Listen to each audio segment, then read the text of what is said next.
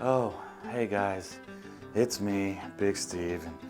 I've been out here fishing for like ever, and I haven't caught a single fish. My tummy is starting to growl, I'm getting hungry, I got no fish, I got no food. And this is starting to get a little ridiculous. Oh, hold on, I think Just Cat's calling, guys. Give me a second. Oh, hey Just Cat, what's up? Hey, Big Steve. What's wrong? You look pretty upset. Yeah, Just Cat, it was like I was telling all the kids back at home, like, I've been here trying to fish all day, haven't caught anything, I'm hot, the sun is glaring on me, my tummy's growling because I'm getting hungry, I've got no fish, so I can't clean them, I can't cook it because there are none. It's just getting so upsetting. Oh man, Big Steve, I'm so sorry that you're going through that. But how about you go down the river a little bit more and maybe see if there's some more fish down there that you might be able to catch? Yeah, Just Cat, sounds like maybe that's a good idea. Like, not a big idea, but like a good idea. And kind of reminds me a little bit of like that story with Jesus and in the book of Luke when they were like all fishing on that lake, and that lake had like a really long, confusing name. And honestly, I'm too upset to even try to pronounce it right now. Fair enough.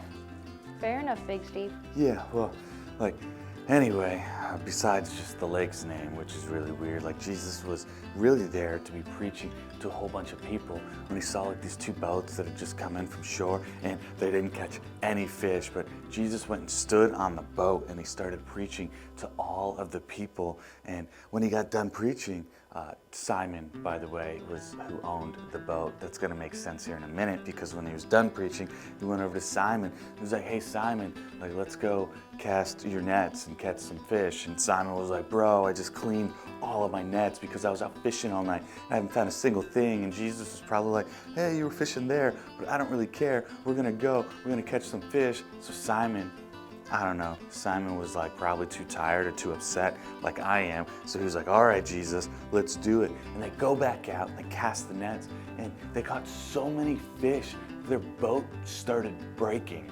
So what you're saying is that you should listen to me and go find a different place to fish? Because I'm right. Just Cat, I think you're missing the point. Like, Jesus was trying to show them something supernatural. It wasn't just that Jesus knew the best fishing spot. It was Jesus controlled everything because his Father is God up in heaven. But let me just continue with the story. So like the boat started breaking and Simon had to call out to his friend and they brought their boat over and both of their boats were kind of like sinking, but they kind of tugged all the fish in and they kept the fish. And then Simon got kind of embarrassed because he knew that he had just questioned Jesus, and this Jesus guy wasn't just a guy. He was God on earth. So he's really embarrassed and he's like, man, I've sinned. And Jesus was like, well, like sin isn't cool, but I'm not concerned about your sin anymore, Simon. Jesus said, put down your nets, put it away. See, you've been fishing for fish, and honestly, you weren't even doing that good at it because Jesus, a guy who's not even a fisher, shows up and he catches 2 boatloads of fish in like 10 minutes. So he says, stop fishing for fish.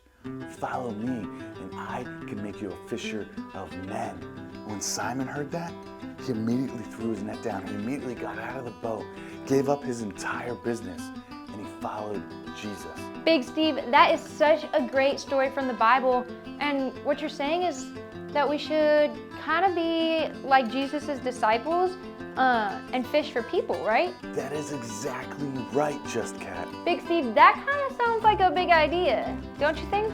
Yeah, girl. But hey, can you take care of the big idea? Because I'm gonna go try to find another spot to fish in and hopefully catch some fish. I'll keep you updated though. You got it, Big Steve. On the count of 3, we're gonna say that big idea. 1, 2, 3. Jesus calls his disciples to fish for people. Oh my goodness, that was great, y'all. Well, I'm gonna go check on Big Steve, make sure he's catching some fish and he's doing all right. But I'll catch y'all later. Bye.